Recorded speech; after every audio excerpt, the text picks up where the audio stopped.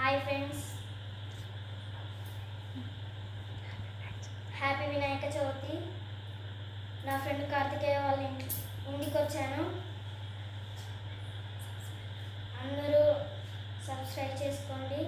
100కి దగ్గరలోనే ఉన్నాం.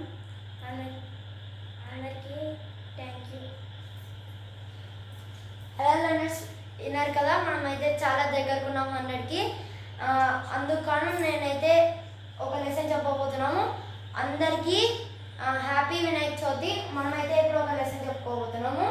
King Alfred and the beggar. ఒక రాజు ఉంటాడు. చిన్న స్టోరీ చెప్తాను, తర్వాత ఫుల్ చెప్తాను. ఒక రాజు ఉండేవాళ్ళంట. క్వీన్, రాజు. ఒకరోజు ఏమైంది, వేరే రాష్ట్రం వాళ్ళు వచ్చి ఈయనతో గొడవ పడినారంట. ఆయన రాజు పేరు వచ్చేసి డేన్స్.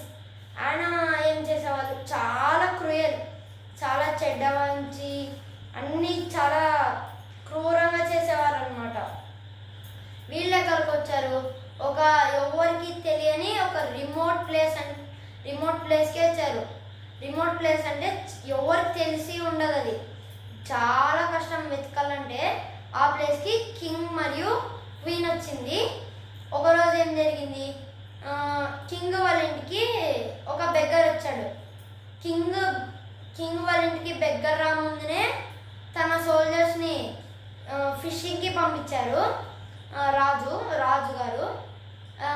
అప్పుడైతే మనకు అదేంటిది, ఒక బెగ్గర్ అనేది వచ్చాడన.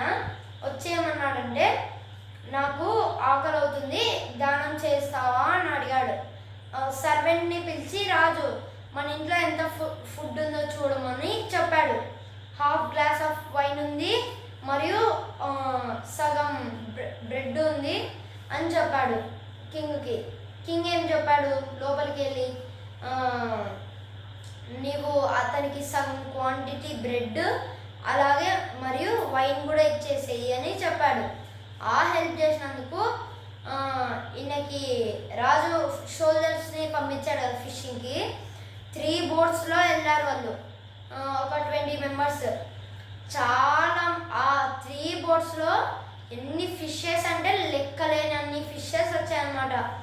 1000s కన్నా ఇంకా చాలా వచ్చాయన్నమాట. అంటే వాళ్ళతో పెద్ద పెద్ద బోట్లు ఉండేవి అనమాట. అందుకే చాలా ఫిషెస్ అయితే వాళ్ళకి వచ్చేసాయి.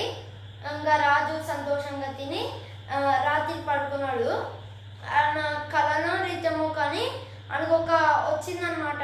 దేవుడు వచ్చి చెప్పాడు, నీకు డేన్స్ ఇలా చేశాడు కదా, నువ్వేం చేస్తావంటే పొద్దునే ఎవ్వరు లేముందునే నువ్వు మీ నగరానికి వెళ్ళి ఒక బెల్లుని ర్యాంగ్ చేయి.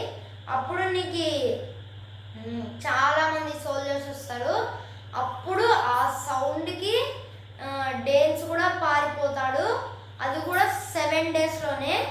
మనకి ఎన్ని రోజుల్లో పారిపోతాడు, కరెక్ట్ ఎగ్జాక్ట్ 7 డేస్లో పారిపోతాడని చెప్పారు. అది విన్నాక రాజు మెలకులో లేచగానే ఎవ్వరు లేరు తన చుట్టూ, ఎంటీ. ఒక పైన గడ్డి ముప్పులు అవి తప్పితే ఏమీ కనపడలేదు.